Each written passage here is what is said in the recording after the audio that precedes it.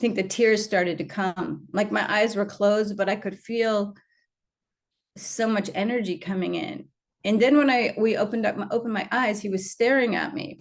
And we just stared in each other's eyes for what felt like a long time to me. And it felt like I kept seeing the doors opening in through his eyes, like 11 doors back or something, like infinity. Wow. It was a sensation. Welcome to the Supernatural Souls podcast. I'm Jenna Layden, your host. I'm also a former global vice president for Whole Foods Market, a former atheist, and the founder of Star Family Wisdom, a modern-day mystery school for your spiritual and cosmic evolution. You're probably wondering how a former atheist ended up here, so we'll get into that soon. To make a long story short, I had some help from a very specific group of supernatural souls. And on this podcast, we explore the lives, teachings, and energies of these supernatural souls. In this group, we include Jesus Christ and Mother Mary, who you might be familiar with from the Christian religion, and also Shirdi Sai Baba and Sri Kaleshwar, two Indian saints of the Hindu tradition who helped to reveal the real life, teachings, and spiritual practices of Jesus and his disciples. Here we discover the intersection of Hindu spirituality with Christianity and learn about the lost history and lost spiritual practices that have finally been revealed. The story of this unlikely cast of characters teaming up to deliver the world's most advanced spiritual practices and spiritual technologies will be our focus.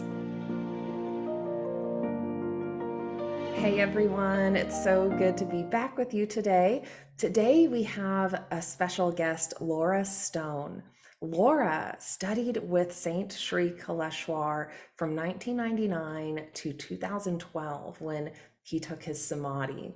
For those who aren't familiar with that term, that means that's when he left his body. He departed Earth and continued on his journey as a soul. So Lora spent many years studying with him, working with him in India. She lived at his ashram and was one of the people who had this firsthand knowledge, this firsthand experience of his energy and in some cases teachings that maybe he didn't impart to everyone. Lora also experienced many miracles and many divine moments with this man. And she also helped Sri Kaleshwar write a number of his books that he published, a really important one being The Real Life and Teachings of Jesus Christ. So as Sri Kaleshwar was accessing some of his memories of that past life, he was working to bring that forward in a book, but also share some of the practices and divine energy channels that Jesus used in his lifetime. So Lora has a really special, a really important connection with Sri Kaleshwar. So I'm really excited for this conversation and to share it with you. Maybe this will be one of a few that we'll do. Many of the folks who spent so much time with Sri Kaleshwar have so much to share and so much wisdom to offer. You can also work with Lora directly. We have her website links below. She offers healing services and she also offers power journeys to India. We're going to talk about that today too. And I'm really excited about the opportunity to do one of those with her soon. And we'll talk about that when we get back from one of those journeys. But she guides people to important power spots in India. Penukonda being the spot where Sri Kaleshwar built his ashram, of course, is one of the most important power spots. But there are a number of power spots that folks within this lineage ideally should connect with at some point. And so Lora is a teacher who can guide people around India to these spots. She's been there many times. So, she gives the kind of safety and security, that you would want in that sort of journey, but she also has so much just inside knowledge of these places and stories that she can share about going to these places with Sri Kaleshwar. So she's a beautiful person to connect with as you're progressing on this path and as you're connecting with more of the kind of deeper layers of wisdom within the divine lineage. So, with that, we'll get into the conversation and we'll see you on the other side. I'm so excited about this conversation, partially because we've been connecting about your power journeys and what you're offering upcoming to guide people around India to important power spots. So I'm excited to talk about that today. But you've had a really beautiful long history with Sri Kaleshwar. So I'd love to start by just having you share a little bit about how you got started. Like, what led you to the divine lineage? How did you start on this path? It started, I suppose, in 98 or 99.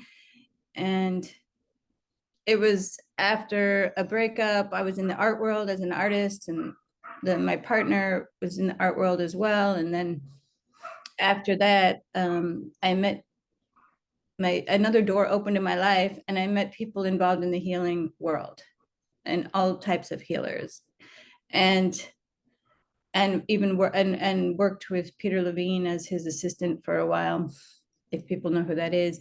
And during that time, I was invited by different people to all different kinds of, gurus speaking or Sufis, and I was open-minded and I was checking things out, but nothing was really connecting to me until a friend of mine introduced me to the first Earth mantra. And I knew nothing at that time about Swami Kaleshwar or Shirdi Baba. And I learned the Earth mantra and charged it and had a huge experience with the first mantra. And then I was invited to go to these meditation groups in Los Angeles.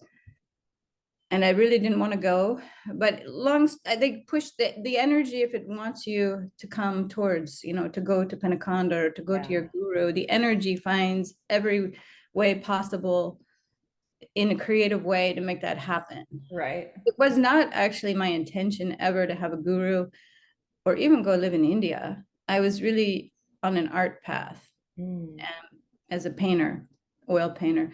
So everything changed when Swami Kaleshwar came into town in October of 1999 and gave us talk at the Unitarian Church in Santa Monica. And that was it. Everything felt familiar with him, and I was mesmerized. And I never had this. I had been to all these other situations and groups, and I never had that feeling before. And then he offered healings the next day in that same apartment where had gone to the meditation groups. And I went. You could sign up for free healings, and he worked with small groups. It was just a small apartment, actually, so there'd be like 5 of us. I think we're 5, and it's with Swami. He did it small groups at a time. And he told us what to pray for, English prayers, to ask for what we really wanted, because this is the early stages. Right. And, my internal prayer, like it was a lot about healing. So I started receiving huge symptoms because I had a lot of problems with communication and fear of speaking out from my background. And so I remember, like, in a very short time, I started feeling all of this kind of energy in my throat chakra. Oh, wow. And like he was really working in that area, and my heart. And I just think the tears started to come. Like my eyes were closed, but I could feel so much energy coming in. And then when we opened my eyes, he was staring at me. And we just stared in each other's eyes for what felt like a long time to me. And it felt like, I kept seeing the doors opening through his eyes, like 11 doors back or something, like infinity. Wow. It was a sensation of like looking into him and feeling infinity, and also feeling like I was part of him and he was part of me. And that, who is this person? Because I know him completely, or he knows me completely, but I'm just having this experience right now.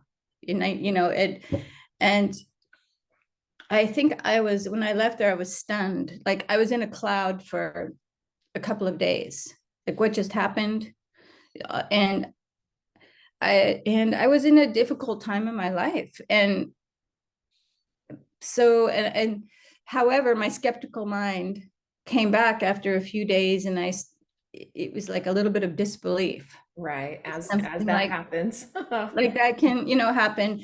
Yeah. And um, so later, like a couple months later, I had a trip planned. There was a group of 8 of us traveling to India and Thailand together and breaking off in smaller groups. And so the lady that had taught me the first earth mantra was in that group. And we split from the group to go visit the ashram. The other people were not interested. And so that was my first time. It would be early December 1999. And only the first level of the first building was not even complete. We were sleeping on mattresses on sandy floors, but we Oh did have gosh. like ceiling, and I think there was a fan, and a fan, basics. Yeah. But when I arrived in India, I felt huge emotion, and I grew up traveling a lot, and I never felt this kind of emotion when arriving in a country. And then when arriving in Penukonda, it was surreal. It was just for my soul, deja vu. I know this place, but I haven't been there. Yeah. I haven't been there so far in this lifetime. So everything started there. It started when I met him in October, but then it really started when I went to Penukonda and felt the energy there. And how long did you stay that first time at the Yeah, ashram? so that first time, my friend who grew up in Catholic schools in Mexico couldn't handle the confines of an ashram and was in her, exploration stage of life. So she couldn't deal with it. She left. I ended up changing my ticket and staying there for a month, a bit over a month, and not ever joining back with that group that I had traveled with. I mean, not during that journey. Yeah. And then went home for like 6 weeks and came back again. For Shivaratri, I was hooked. Yeah. The energy was pulling you back already. Yeah, and so I went, and then I moved there in right after 9/11, actually. Mm. So it took nearly 2 years after meeting him to physically move there. But in between, I went there like 6 times. I mean, What was that process like to get to the point of thinking, I want to live there and just like be there with him? Like, how did you end up making that decision? because, well, he came to Los Angeles, and he came this summer of, it was 2001, I suppose. He came in 2002, but 2001, he told me, can I please, like, I had a private interview with him. He also had one with my parents, like Mm. spent a lot of time with me at that time. And he said he knew if he told me, like, can you come and spend 10 years here, that my soul would not be able to handle that. I was in the middle of real estate things and creative things. I mean, it was, so what he said to me was, could you take 4 months? I need you for 4 months in India. So, I said, okay, because I was so everything, but that's the way he put it to me, because he knew if he said, can you just move there like forever, maybe that wouldn't work so well. So I rearranged my life and I went there. And then, of course, I didn't, it took way more than 4 months. But then I was there for a very long time. And yeah, I mean, it was Swami sitting down at a table, and we took a walk and Mm. talking to me about my soul, and um yeah. And like what was possible for you in this life. Like he could, it's almost like he could see like the future version of you. Oh, of course, of anyone. Yeah. And he was like helping you get there. That's so It's cool. like a blinking light, a guru for a student he's supposed to take care of and teach. It's just, they know their flock, like the mama goat and the baby goat, like he knows the soul and like everyone. So he was coming to the West to collect us, Mm. to go back to India. And to come to what were India. some of the like, I guess, focuses of his teachings in those early days? You know, I mean, he was so prolific. Like there's so much that he taught, you know, in his short lifetime. And you were in on a lot of that. Like you got firsthand knowledge and exposure to so much of his wisdom and practices that he was teaching. You know, what was that like in the beginning stages? What were you guys learning? And or what can you share about that? So I think I was kind of the second wave, because I came in 99, like a big wave came in at that time, but there was some people that came even a couple of years before that, back and forth. First of all, the energy was just like, I think maybe Cindy mentioned this, but the energy was so strong and it was hard to understand him, his Mhm. English back Mhm. then, that you would just trance out during his Oh, talks, yeah. and it would just put you in that state. And then I would have to read the transcripts afterwards, like go over it again afterwards. And also just getting that adjustment to understanding his way with English. Yeah. Because it definitely shifted over time. And in the beginning, in the early years, it did take a lot of concentration, but then the energy would make you, trance Yeah. out. So yeah, I mean, I didn't want to be anywhere else on the planet. Mm. It was the energy was himself, and then the energy of Penukonda, Mm. like a huge magnet. So he was teaching. I mean, that first program was it was all about healing techniques, and it was massive. It was like a month-long program. It culminating with the Christ's miracles that. Mhm, that maybe I don't go into right now. Yeah, But yeah, I some mean, of that those is are, has been spoken about actually by Alex Etterman yeah. on another podcast. Yeah, there are some really, really, really profound and incredibly divine experiences that have happened at the ashram, you know, without Mhm, maybe getting into all the details of, you know, mhm. what those were. You know, what was it like for you the first time you just witnessed a miracle? You know, because he performed lots of miracles openly as, you know, these ways to kind of open people's hearts and entice them, you know, to the divine. You know, what was that like for you witnessing that? Well, I mean, it was surreal Yeah. on one level. And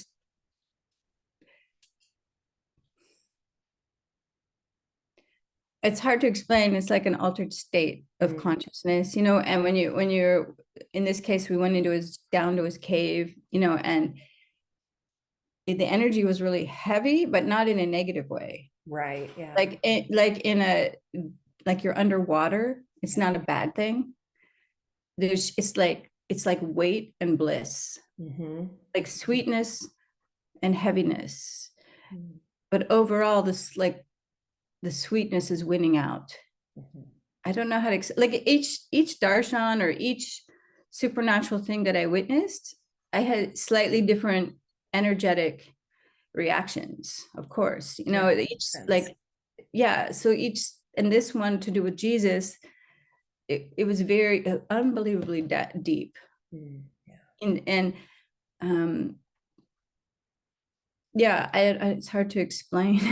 It's, I mean, it makes it, sense that it's hard to explain because it's like it is that kind of ethereal, otherworldly mhm. kind of situation. You know, like you're just all of a sudden in a different world when something like that happens, it seems like. Right, like you're in a dream but you're awake.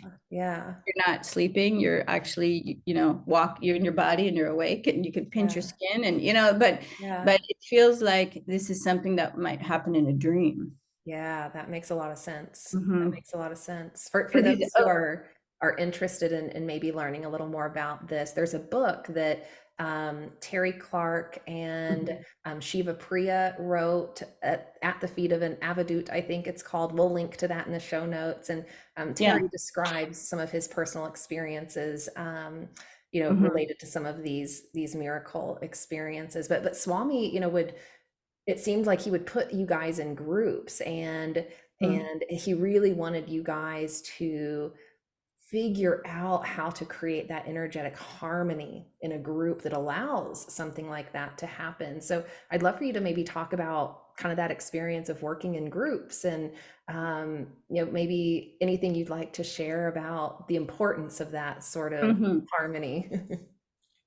Yeah, so I mean, I've had experiences with groups and without. I would say like the Mother Divine Darshans, at least a couple of them were not group oriented. He would just pull the student when it was matching, when they were ready and he was ready. Like he would say he was 95% of the time ready, but the student is like 5% of the time ready. It's like really this Right. delicate timing for something like that. And that was more, except for Maheshwari, which came later when it was a huge group. It was a different type of energy, and it was like years later. But in the first couple, in the earlier years, so that was more of an individual process, but there were other people, but it was still individual with him and the mother. And as far as the other groups to do divine processes, the first group I was put in, we did have like a channeling. We did have a small, it was early on, it was in 2020. I hadn't even moved there yet. And it was like his first, one of the first groups kind of thing. And then Maya hit, and one of the members became ill and needed to go into Bangalore to see a doctor. And we were very good friends. So I went with her because she's not going to go by herself. And it's like it was a 2.5 hour drive to get to the doctor in town.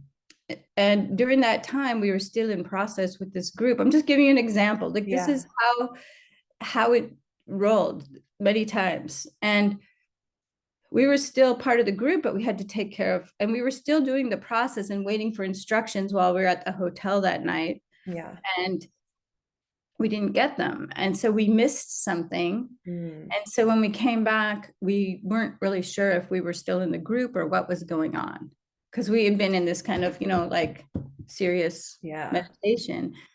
And then Swami pulled us all to a swing by Hanuman. And I'm just giving you an example. This is like the behavior of the Westerners, and so he was in his swing and we're sitting there. It was only like 6 of us, I think, in that group. It was a small group. And I had a question. He turned his swing to face me. And I asked him my question. And I said, I just want to ask you, are Marcy and I still in the group? Because we missed like an important piece and we're not sure, because nobody was telling us anything, as if we were, because we left, we're not part of it. And then he turned around and he looked at me like this, and he said, "Oh, Mahalakshmi," or something.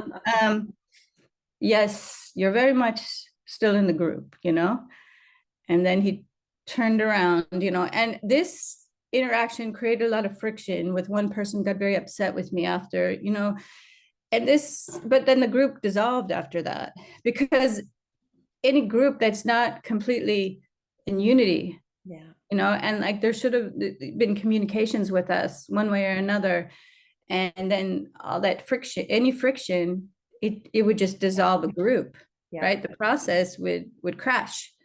I mean, we did get part of it in the beginning part. We got part of the process.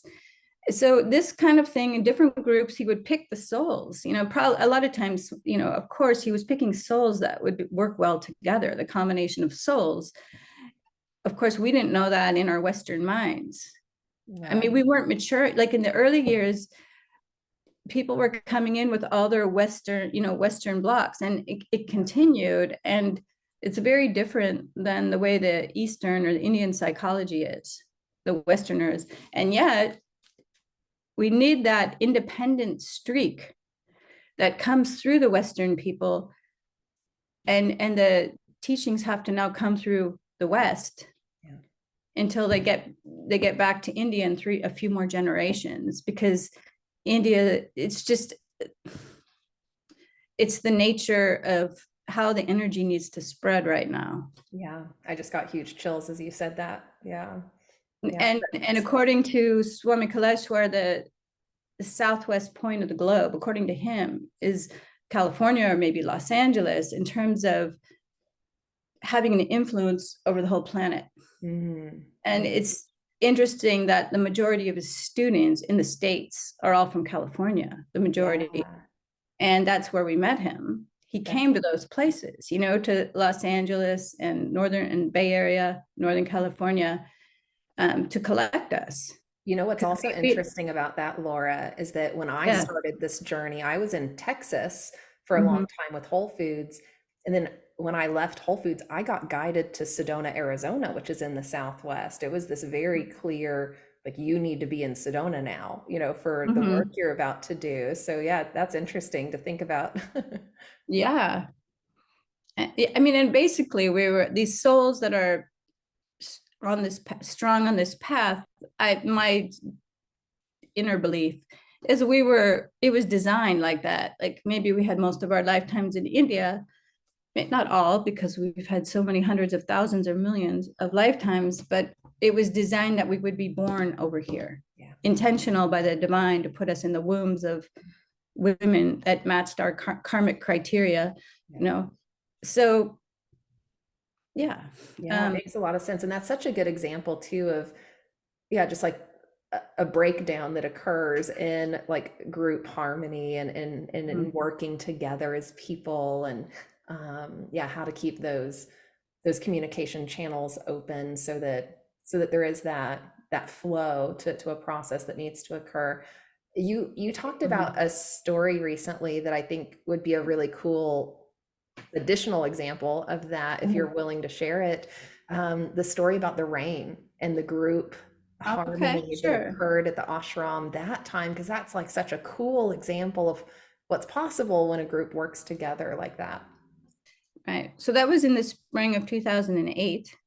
And he put the springtime in India is the hottest time. It's unbelievable, you know, in April, May. So it was the hot season. But so there were, I think, 65 people, something like that, at the ashram. And he decided to put the whole ashram into one group. I mean, all the people, all the Westerners at the ashram in one group. And then he had to leave, and we were doing meditations together and, you know, working towards, well, following whatever guidance he was giving us. And he would always give out the mantras and give us all the instructions, and then we would follow that. And every single process was different. In any case, he had to leave for 4 days to go to Europe to do some workshops. And before he left, he told us, I want all of you to spend the time getting to know each other. You're not allowed to do mantras. You're not allowed to talk about spirituality. Your only job is to spend time together and learn about each other.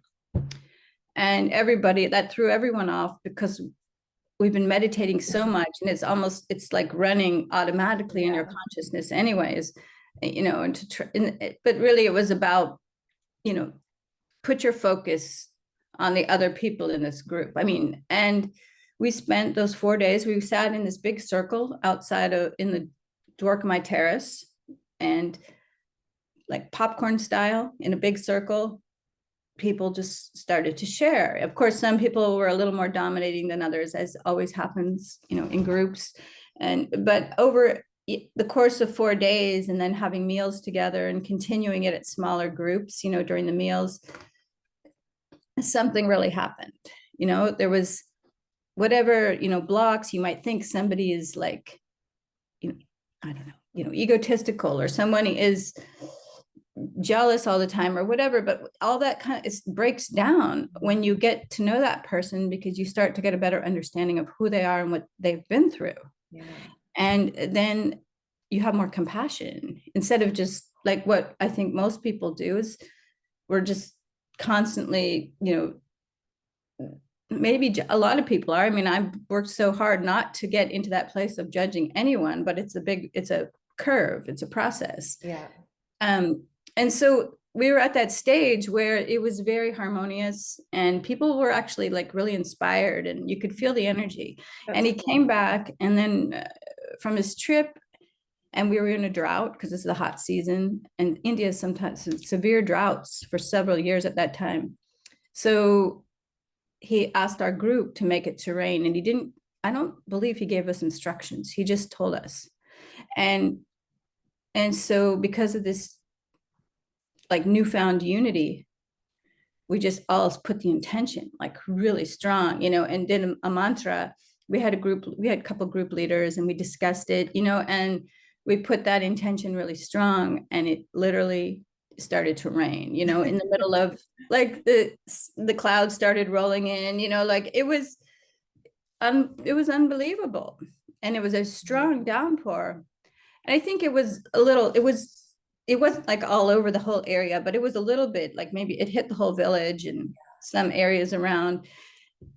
And during this time, I went in to see Baba, this pranam to Baba, and Swami was sitting in front of the Baba temple in one of his regular places where he would hang out, where he could look out over the garden and Hanuman and the Dwarkamai. And he just looked at me and he said, this is the happiest day of my life. Oh. And people were literally like dancing, on the Mandir garden. Yeah. That's amazing. Like getting soaked from the rain after we've been in 110-degree temperatures. And you can just picture this like such a like joyful scene, like everyone just like rejoicing about the rain. That's so cool. it was different. Like, yeah, there was like a lightness to it all. Yeah. And that was 2008, and I had started going since 99, right? So that's like, for me, that was 9 years in. That was a development. Yeah. Like nothing like that since I had been there, in terms of like the whole ashram being a group or spending all your time getting to know each other. That had not happened that I was part of, up to that point. So that was, I think my soul really, it was a great learning experience for me. What a fun experience. That's so cool.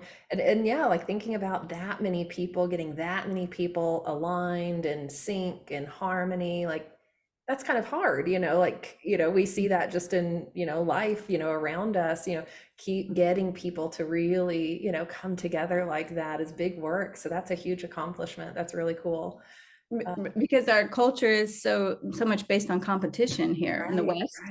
Right. And this is the opposite. It's about, we're all an important ingredient, of what we're creating. And we need every person, because every person has something special and unique.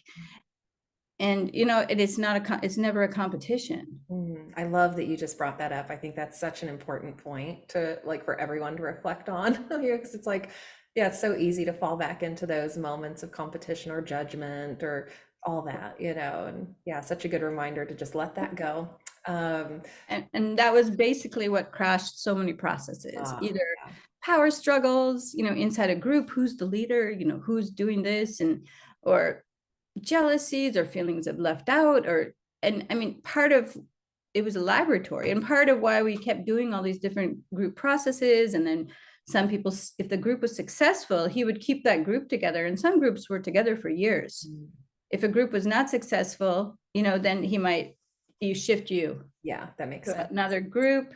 But pretty much he created groups, and people, I was like in the elephant group, and like we stayed together for a long time doing things together. That's cool. And so he did create and we weren't the only group, like he created some other groups that really stuck together too. But yes, it's interesting to bring Western people into the most advanced spiritual channels and train them. Yeah. Well, it's like big unlearning. Like I've been reflecting on that, through this whole journey, is just how much we have to unlearn, everything we got taught, every way we got programmed in Western culture. Most of that we have to throw out the window and start over, when we're on this path, or a lot of it, because a lot of it's negative and, in a way. So I'd love to switch gears and talk about your power journeys. And you've talked about Penukonda, and I hope we can come back together and have another chat, because there's just so much to talk about. We're not going to get through all of it today. But, you've talked about Penukonda being a really important power spot. And there's a number of other important power spots in India that you guide people to, and you'll take people on these power journeys to these spots. Why is it important to go to these spots? Like, what's special about these spots? Well, first of all, I mean, if your soul, and Swami Kaleshwar said in the future, when people see his photo through his eyes, or Shirdi Baba through his eyes, if their soul is pulled, there's a reason for that. And that means their soul, there's a connection.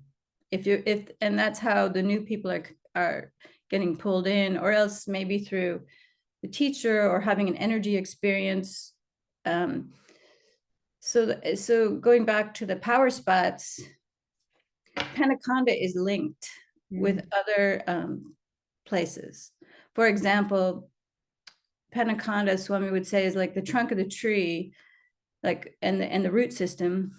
And Tirupati, which is the Vishnu Lord Balaji temple in Tirupati, is the biggest power spot in India and is equal to the Vatican in terms of people visiting it. I think it has over 100 million visitors per year. Wow. And Shirdi is approaching that, but Tirupati is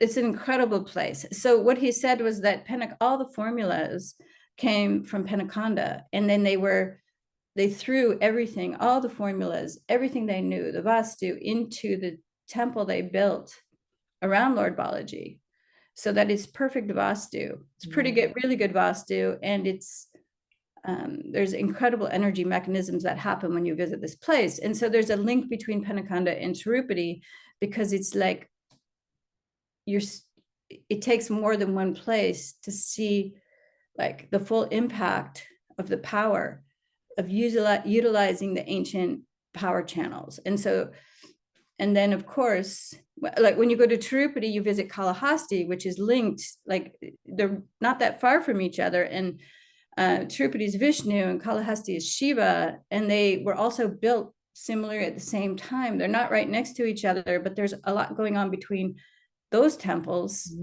And then there's we go to Shirdi, which is the place, the samadhi of Sri Kaleshwar's guru, Shirdi Sai Baba, and that's linked because that's our guru's guru, who's actually he's the one running the show right now behind the scenes, and Swami Kaleshwar, that is his guru, and he came through Swami to tell him what to do with everything, even though that they're equals. They're both Saptarishis. Even a Saptarishi incarnates and has a guru. Yeah. And sometimes they had arguments because Swami would fight for students, or maybe many times, he would bring up the files because Baba would not give permission for such and such student to have such and such experience. And Swami would fight for them, argue, and maybe he had to sacrifice something, which he did, to help his students who maybe were not, he was there to prepare our souls to have all these experiences. So, so going back to the power spots, it's about the links. And also Hampi is an important place because there was the richest king in the world in the 1500s, Krishna Devaraya, and that family reigned for a long time. What happened was he got fed up with, he was famous for 2 wives and huge harem, of women. He was the most powerful king in the world, and that was his palace, was in Hampi. But what happened was he met a saint named Tenali Ramakrishna, and that saint was Sri Kaleshwar in this lifetime. And there's a whole interesting story around that. But Tenali Ramakrishna literally was completely broke. And to even get his attention, I'll just say this one little piece, to get into the court of Krishna Devaraya. And this is because he had his summer palace in Penukonda, which is next to our ashram. So Sri Kaleshwar, or Tenali Ramakrishna in that life, was in Penukonda, and he wanted to go to the court of the king. And he was literally he had a little family, but they had no money. And you had to bring a gift. So he got a stone, he found a rock, and he wrapped it in some material, and he like gave it so he had something to give so he could get in the door. And they had these competitions back in that day, like they didn't have what we have now, right? Like entertainment, it's a long time ago. So they would have people traveling around and they would do these like debates or testings, and somebody would say, okay, if I'm going to challenge everyone in your kingdom if they can repeat back what I'm saying. This is an example. Right. And in exchange, if I win your kingdom. Like traveling, like scholarly types that's of high stakes. like high stakes. Like, well, that's just one example. Yeah. Like back in the like entertainment for everybody on some level, but there were also high stakes involved. Maybe not every time. So Tenali Ramakrishna was in the audience, and this passing by person, that was the stake, and he was making up words, or he was saying things, and he was clearly like things were not looking good. And during this time, Krishna Devaraya, he noticed something about the Tenali Ramakrishna. He noticed, and he saw something about him, and he kept watching him. And then I think he beckoned for him, like to stand up to challenge this guy. Like he felt the energy with him, and he did. And I mean, he was able to outwit the guy on the stage, and thus save the kingdom that round. Amazing. And so then he became one of his main gurus, or his main guru. And Krishna Devaraya went from a king to a saint. He literally he had initiation in Hampi on the Bhattava Lingam. He had Jesus darshan. He learned all the Jesus channels, like same that Sri Kailashwara is teaching or taught in this last. I feel like he's still alive. He's still alive in me, but that he taught, while he was in the body. Yeah. So Krishna Devaraya is important to our lineage in many ways, and his because he also used his money once he changed, and then the whole kingdom got sacked because he lost interest in being a king, and just he left all the women. He just wanted to go on a spiritual path, and there was a hiccup, but he got his channels back. And I mean, so yeah, so Hampi is very much linked, and actually the Dwarkamai and our power spots, and even for the Jyotirlingam, I can say this, the muddy sand around the Bhattava Lingam and Hampi was used as partly what's helped create the Jyotirlingam in the Dwarkamai. Oh, okay. Like that link. And then there's a link, I mean, there's a link to Sri Sailam, and then he also told us everyone has to visit Varanasi or the Kumbh Mela at least once in their lifetime. And those were the main places that we visited. And he said it was very important for our souls to physically go to these places to make those links. That makes sense. Yeah, you get like another piece of the higher energy. Yeah. Each place that you travel to. Well, it's like walking in the footsteps of our gurus, and most of us have probably had lifetimes in these different places, and it's like doing soul retrieval, as we go around to these important spots. I kind of thought about that when I first went to India. I think part of why I'm going is I'm reconnecting with a part of my soul, that spent a lot of time there. And so it makes a ton of sense that we're connecting all the dots for our soul. Exactly. And that's what I felt too, is when I first went, I thought, how does everything feel deja vu when I have not been here before? Right. Because I don't use that word, but that makes sense. But I just felt like my soul came home. So Penukonda, for me, it feels like my soul home. And anyone that really goes there, they've already had lifetimes there to even go and spend time inside the ashram, because otherwise they wouldn't get pulled to do that. Right. And we all have most people have powers that go there. They'll already have a power spot in there from some prior lifetime. There's something, there's already mechanisms in place that help create that feeling of everything is so familiar. And then it's also, Penukonda is the first place that Mother Divine came in a form. It's in a physical form on this planet. And Penukonda is the place that Dattatreya, the first time that form came into physical form. So it's a lot of creation energy there. Mm. And it's a big Mother Divine place. And yeah, and we're all created by the Divine Mother. We're all a piece of her. So yeah. And that's what we're all working on, is getting back to her, like through all these Yeah. lifetimes. And Mm-hmm. what a beautiful Exactly. way to do that in this lifetime, by going there and attending your power journey. You've got one coming up in February, right? Yes, I It's do. open for folks. Yeah, I can just it would be end of February through March 15th. We will go to Shirdi, we will go to Shivaratri in Penukonda for the program, which is, I believe, 5 days. Then we'll go to Hampi for about 4 days and explore that area. And then we'll come back for the anniversary, the 12th anniversary of Sri Kaleshwar's Mahasamadhi, which is also very auspicious timing because of the cycle of 12. Right. And after, yeah, so that will be that journey, and I will have that up on my website soon. Cool. Yeah, it's in progress. So Mhm. we'll link to your website so folks can Okay. find you, and they can check back. And maybe if we do another chat at some point, Yeah. we'll talk more about that, and if there's any news to share with people who might be interested. Um, Hmm. I know we need to wrap up soon, but I want to also highlight your healing work, because you're a powerful healer, and you work directly with people. So what's your healing practice look like, and how can people engage in that with you? Yeah, thanks for asking.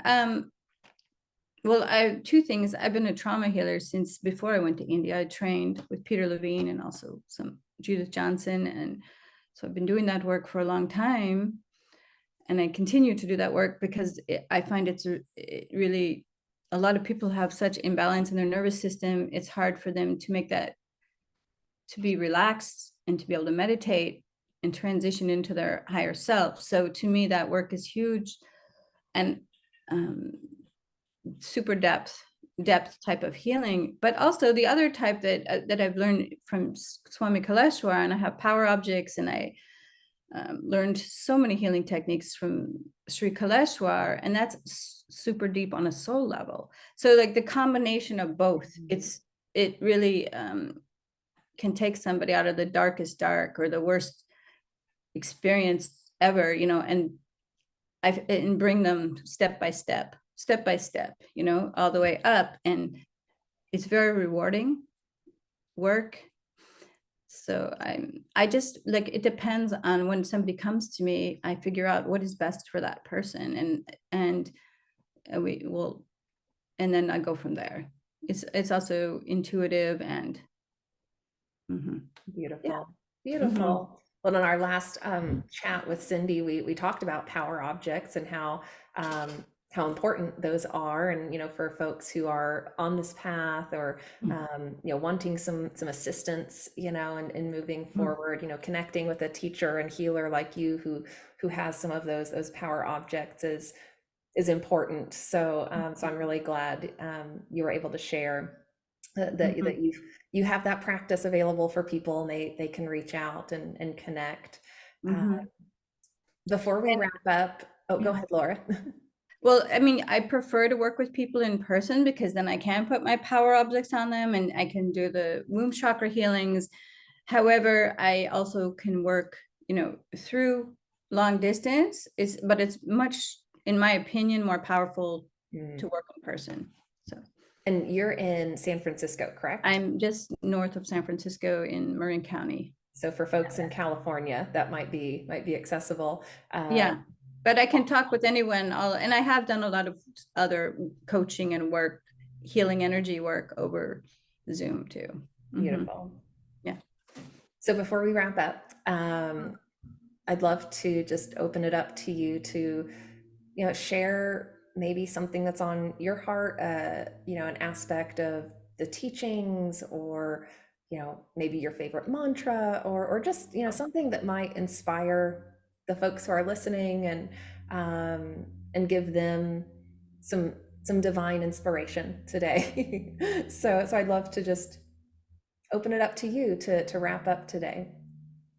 Mm. Like, I mean, it's a good question. I don't know if I just have like one favorite mantra. I mean, the very beginning of my journey, it was the first earth Mm.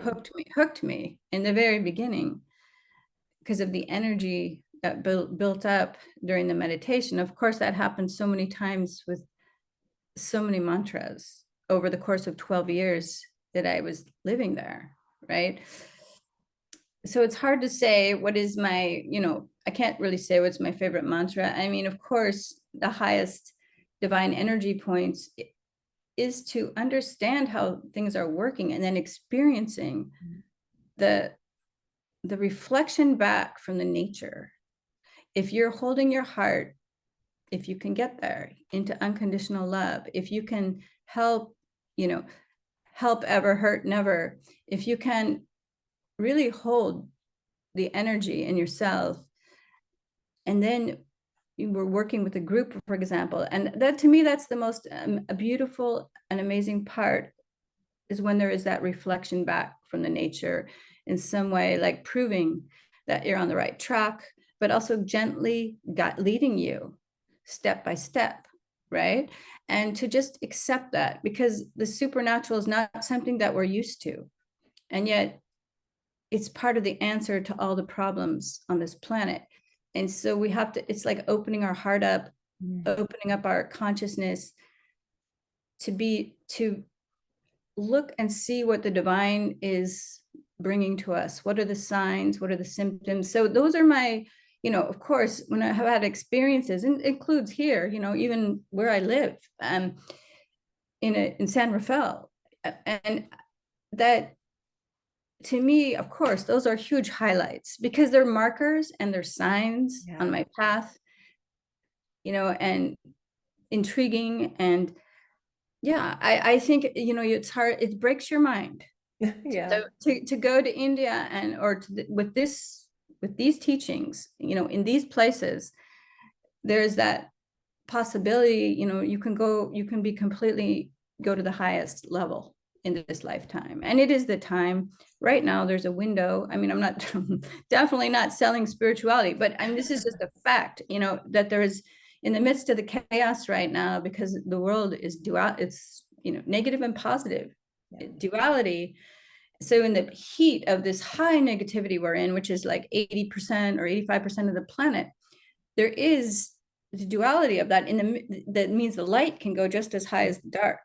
And so many souls can jump through this window right now, which is still open, for, Swami, I don't know, 5, 10 more years, where people can get these channels and have experiences very quickly. It's really, it's an opening and it's an invitation, for those souls that feel pulled. And that's all it is. You can't force it. Like, you can't run away like you tried to run away. Like, you can't, if you're supposed to do this, like Swami would say, Baba will, even if you put lead weights on your ankles, he said, Baba will pick you up like a little hummingbird and bring you over to Penukonda. I mean, that's, like, you kind of, if it's already written, if you're supposed to have these experiences and have this, go this direction, it's already done. If you're not supposed to, and you keep trying, something will keep coming up, like some illusion will keep arising. I think that's such good advice, to just, trust the process no matter what, like trust the divine guidance that's coming to push us forward, but then to trust those moments where we're maybe getting a reflection to adjust or correct, how we're operating or whatever it is. It's a process. The whole thing, the whole point of this spiritual evolution is a process, and we just have to trust it as it's happening. Right. And the hard part is, and this is why Shirdi Baba always said, Shraddha Sabarai, of faith and patience. The hard part is, you can't imagine at the beginning, Right. the bliss that you're going to feel later on. It's like, I could never imagine that. It's step by step, like a drops coming in, it's like the merging in my inner self with my guru, and the feeling of dropping into that energy and that bliss. It took me a very long time to get there. It's like the gift is not in the beginning. The gift is through the hard work and the open heart and the dedication, that then the gift is waiting for you, and it's more amazing than you could ever imagine. Oh, I love that. I think that's such a beautiful place to end and wrap up on, and to, yeah, just reflect on all those gifts that are waiting for us as we do the work and move through the processes. Mhm. Oh, thank you so much, Lora, for being with us today and sharing so much of your heart and your wisdom and your experiences. It's so important, for us to hear from you and to learn from you. And I'm just so grateful for you Oh, being here. and thank you, Jenna. And Jenna's pretty amazing too. So maybe I'll be Thank you. interviewing her next. Oh, We'll that'd see. be fun. We could flip it. We could flip. Yeah. Well, thank you so Okay. much, Jenna. And Thank you. Yeah, and for the audience, check out the links in the show notes. We've got Laura's info, and check back on her website over the next couple of months for the updates on the February trip. Mhm. And let us know if you have any questions that we can answer or cover in future episodes. And we're just so grateful that you're with us and that we are able to share this divine space together. So with that, we'll wrap up for today, and we'll see you next time in the next episode. Bye for now.